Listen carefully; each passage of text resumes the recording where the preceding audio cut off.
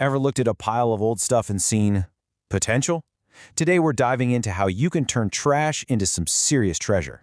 We're going to break down the entire playbook for building $1 million junk removal business, from surviving that initial cash crunch to pulling the 7 levers of massive growth. Let's dig in.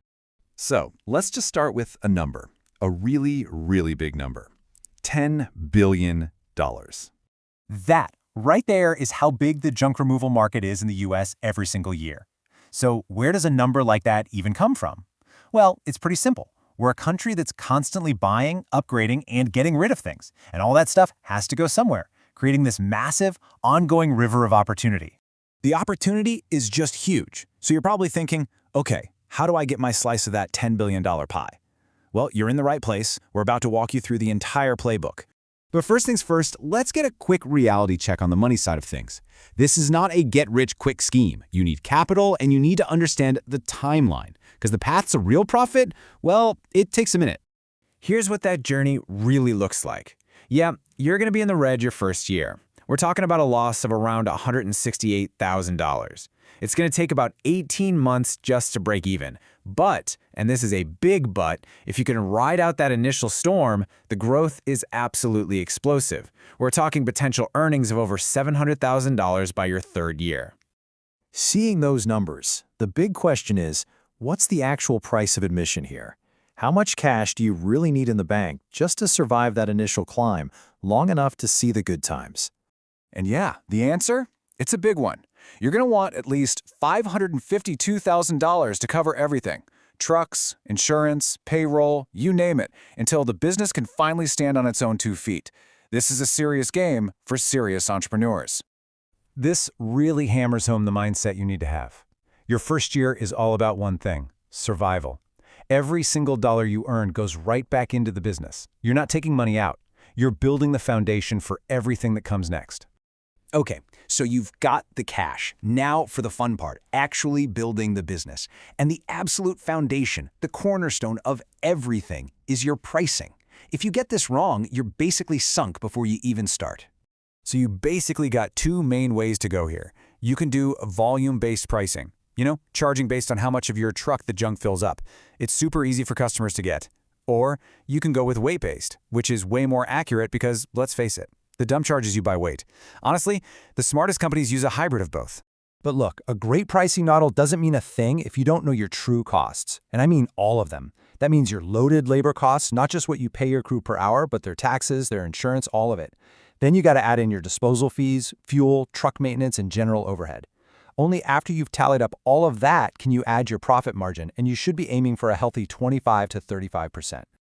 All right, you've got your capital, your pricing is dialed in. Now it's time to hit the accelerator. Let's talk about the 7 key levers you can pull to really drive some serious growth. Okay, lean in for this one. If you take away one single thing from this entire explainer, make it this.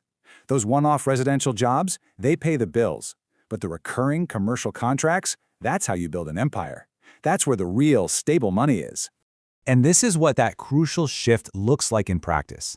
You're probably going to start out doing mostly residential jobs, maybe 80% of your business. But the long-term goal, the real strategic play, is to get at least 30% of your revenue from those high-value, steady commercial contracts. That's how you build a predictable business that can weather any storm. And here it is, the whole playbook. But look, it's not just about landing those big fish commercial clients. It's about being absolutely relentless about efficiency. You've got to be negotiating your disposal fees, using smart route planning to slash fuel costs, and getting that customer acquisition cost way down. Every single one of these levers is a direct injection of profit into your bottom line. So we've talked a lot about what to do. Now let's flip it and talk about what not to do. Knowing the path is one thing, but you also have to know the traps that are waiting for you. So what are these business sinking mistakes? They might seem like small things, but trust me, when you're just starting out and your margins are paper thin, these can be absolutely fatal. Mistake number 1, completely underestimating how long a job will actually take. I mean, sure, a pile of junk in the curb, no problem. But what about that giant sleeper sofa on the 3rd floor of a building with no elevator and a narrow hallway? That is a whole different ballgame. If you don't price for that extra time and effort, you're literally paying to do the work. Number 2, getting blindsided by all the hidden costs. You remember the main landfill fee, right? But did you remember there's an extra charge for that old mattress? Or that ancient tube TV? Or the fridge that needs its Freon properly removed? These little things add up, and they can absolutely demolish your profit margin if you're not careful. And the final, and maybe most fatal mistake?